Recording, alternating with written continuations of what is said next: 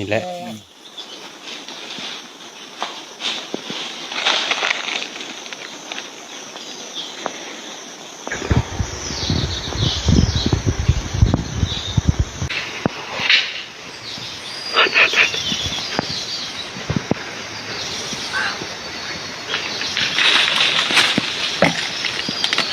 โอ้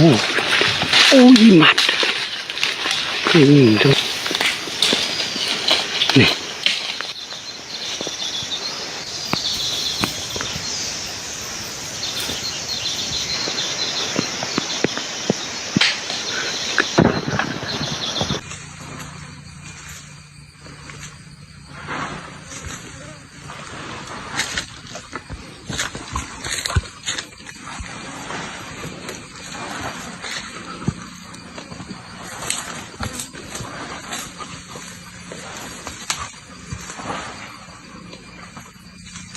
คนไหวอยู่บ่สิไหวบ่หาคนนี่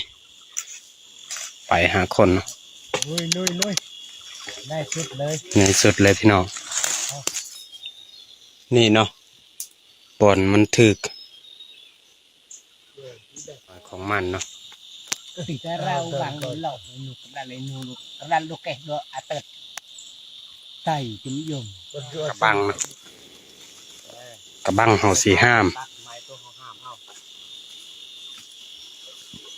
ให้ผู้ที่ผ่านเขาเมื่อมีแต่เบาปอกนี่แหละยังหนุ่มนี่ง่ายเนาะหมูป่าตัวน่ะง่ายสุดเลยพี่น้องนี่แหละเย่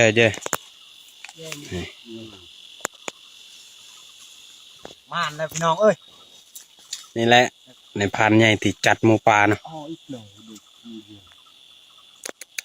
ส่งหันกับเปิ้นจัดอีกตัวหนึ่งเนาะมาสุดนี้อีกดีดเนาะคันที่มันถึกเนาะคันตัวนี้เหนียวคักเขายังสิใส่ต่อเนาะนี่แหละสายแห้วเนาะสายแห้วที่มันถึก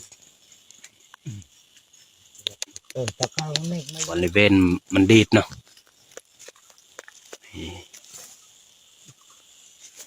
เบิ่งคักๆพี่น้อง70 กิโลแน่นอนแน่นและ70แน่นอน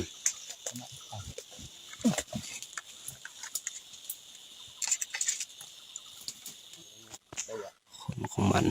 ดูเทรดอ่ะเดี๋ยวว่าใครก็สบายดีกินบอสยุงนอกก็สุดเลยนะถือ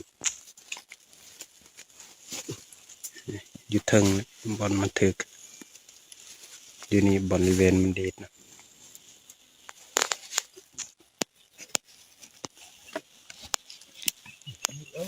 แบกเป็นหมูตัวใหญ่ก็ทับลืนมาทำไมหลังเยอะโอ้พี่น้องเอ้ยจัดนักอีกแล้วซีซอก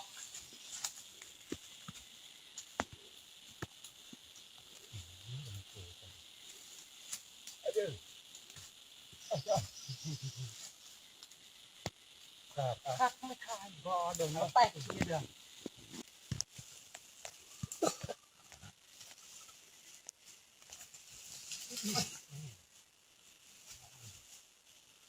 ก็มันมีไอเฮาตัดเนาะในพานนี่แหละ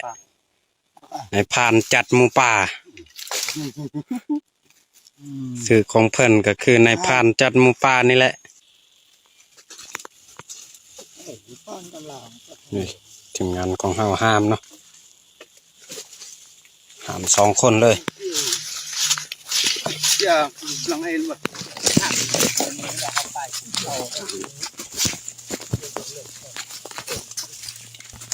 ไป